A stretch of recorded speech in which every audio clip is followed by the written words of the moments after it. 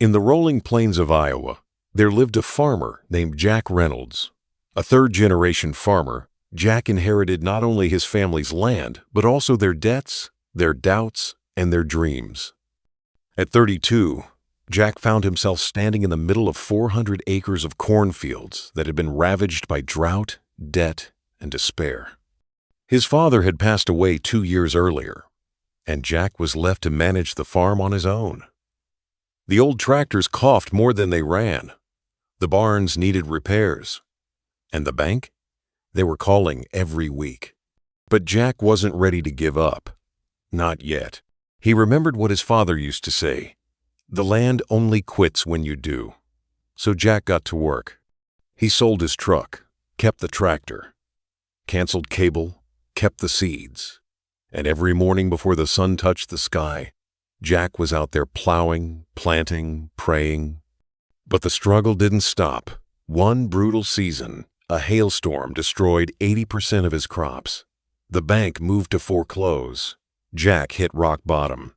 He started to question everything. And just when it seemed all was lost, he found an old notebook. It was his father's farm journal. Inside were notes on soil health, organic farming techniques, and something unexpected ideas for turning the farm into an agro-tourism destination. Jack saw something in those pages. Not just farming, but innovation. He applied for small business grants, took online courses in sustainable farming, and partnered with a local university's agriculture department. Slowly, Jack started transitioning the farm, implementing no-till practices, growing heirloom vegetables, and setting up weekend farmers markets.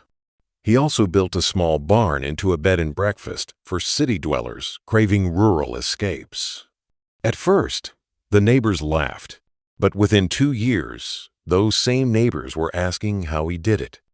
Jack's farm became a case study in rural entrepreneurship.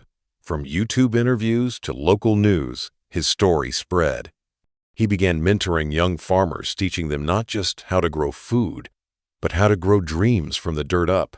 Today, Jack Reynolds doesn't just run a farm. He runs a movement proof that even when the land looks barren, there's life waiting beneath the surface, if you're willing to dig deep. His journey is a reminder.